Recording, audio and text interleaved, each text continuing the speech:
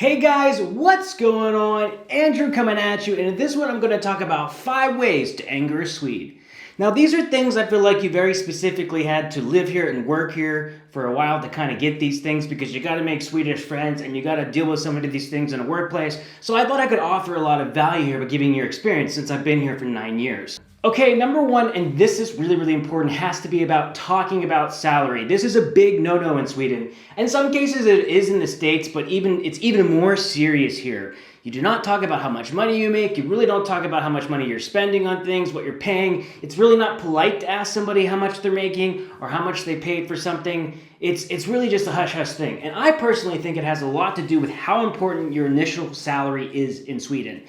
In Sweden, that initial salary is so important because after you negotiate it, it's very hard to get paid more money in the future, like a lot more money. Like maybe in some cases in the States, you could get a big raise. But in Sweden, a lot of times it's dealt with the union that you're going to get a 1% raise, maybe a 2% raise. At this point, we're not even keeping up with inflation, which is how horrible inflation is.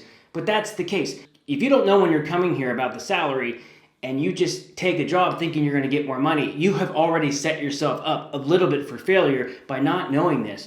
And it can even happen to some Swedes as well. If you're just so excited to look for a job, you got to be really important that you're getting paid a fair salary. And this is something that I think every person that's coming to Sweden needs to find some type of way. It's very difficult sometimes to get that knowledge, but there are websites out there where you can see what the median salary is. And I think that's one of the reasons Swedes don't talk about it, because there can be such a large discrepancy with what someone's getting paid just based on the knowledge. Number 2, and this is very important, if you are hanging out with Swedes and a Swede invites you to come pick up mushrooms, congratulations, you now have a friend for life. This is something that Swedes really don't do that often unless they really like you and consider you a friend. And with that said, if you then find out where their mushroom spot is, in Sweden we have these mushrooms, I always am terrible at pronouncing, but like kantarella is what it's called, and they're a very fine mushroom that you can pick, and if you buy them in the store, they're super expensive. Every Swede just goes out and picks them. They usually come in August, maybe possibly late September as well, and you go out there and you pick them, and you just use them for the whole year. They're amazingly tasty, and if you then go to your neighbor Anders and you tell him where you picked it, bruh, that Swede will now disown you forever, because we have what's called allemansrätt in Sweden, which means that you can pretty much go anywhere in nature and do whatever you want as long as you don't harm nature, as long as you don't pollute. It's like the Swedes' whole attitude is they don't own nature and it should be shared. A lot of these spots are public. Number 3, and this is really important as well, sitting next to someone on a train or a bus. When I first came to Sweden, it wasn't that weird for me to ask someone if I could sit there, because it just didn't bother me. And so I would go up to people that had their bags on their seats and say I could sit there. And they always moved it for me.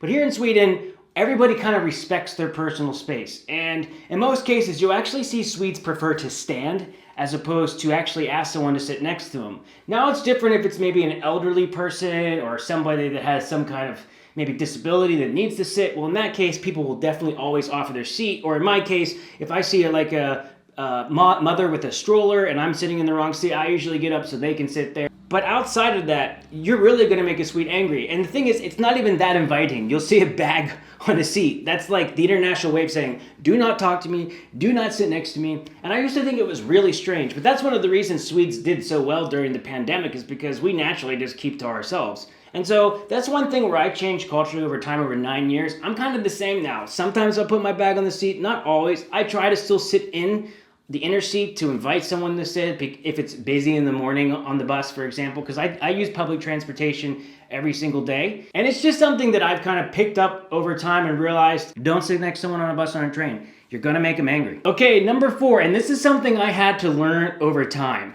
Talking negative about Sweden. My followers, when I say something negative about the United States. That is sant. My followers, when I say something negative about Sweden. Va? Vad sa du? Det är inte okej. Nu är jag jättearg. Jag skriver till dig och säger varför du... It's a big no-no. It's something that you don't do as a foreigner. Like, yeah, you can talk to your friends about certain things, but one thing I've learned from having this channel, I still do it from time to time, is Swedes love their country. They are silently patriotic, meaning they're not going to rub the flag in your face. They're not going to talk about how amazing they are. The whole way of being patriotic in Sweden is by not being patriotic. That's kind of the way they do it. Like National Day in Sweden is all about just kind of doing your own thing with your family and not sitting around and celebrating the country in a certain way. You know, going back to what I said about Almensdrat, I think that's something that like Swedes are mostly proud of, and they have that connection with nature more than like, and that's how like kind of how they see their nation. So if you're a foreigner and you talk about things you don't understand, I guess many Americans would feel the same way, like, hey, don't say anything negative about our country. But I think it's a little bit different because we even have shows in America with like foreign people that are hosts that talk about America and make fun of it. And it's much more common in America to make fun of America and laugh about a lot of our problems and talk about our problems. Of course, not everybody in the country wants to do that, but it's just something here in Sweden that is a big no-no. If you're going to do it, you're going to have people get upset with you. And in some cases, I call it, I don't want to upset anyone here, so you guys please don't get mad, but I call it Swedesplaining, which means like if I talk about something I don't understand or agree with, it doesn't necessarily mean that I think the way Sweden does it is wrong, but often I am Swedesplained where it's like telling me why it's right, where I feel like it's more like an opinion, you know?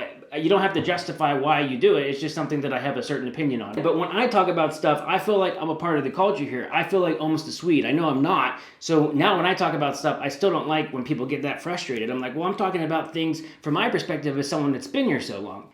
Let's go on to the next one. But first, our video is sponsored by Skillshare. Skillshare is an online learning community with thousands of inspiring classes for anyone who loves learning and wants to explore their creativity and learn new skills.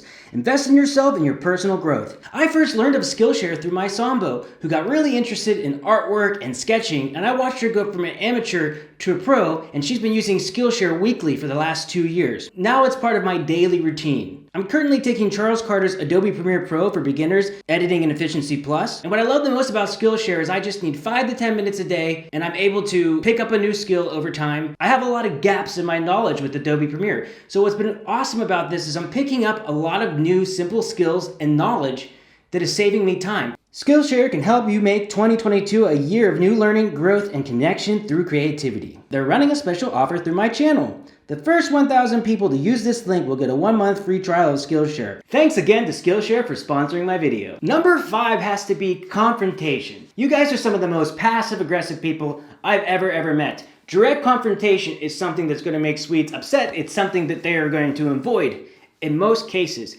See, Swedes would rather write you an angry note or maybe an angry email or show their discomfort in that way where it's non-direct. Which, coming from America, I don't like that so much because I would prefer to just be direct with me. You know, I've said this in previous videos. I get people who give me bad news or they tell me something and I just feel like they're sugarcoating it. And I'm like, just tell me the way it is. Just tell me.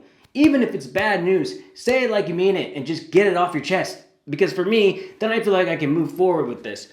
One of the funny things in Sweden is the angry note. So much communication goes this way. I don't want to give up too much away, but let's just say I saw an angry note recently where I feel like it was from a Swedish Karen. They basically wrote a note complaining that somebody's apartment smelled like onions and food, and that there's 2 doors in the apartment and they have to close their inner door. And then the other person wrote an angry note back saying, well, who are you? And how do you know it's me? And then it pretty much stopped there. But I just thought it was funny because like, don't all apartments smell like food when people are cooking? And how do you know that their inner door is open? So I just thought it was hilarious.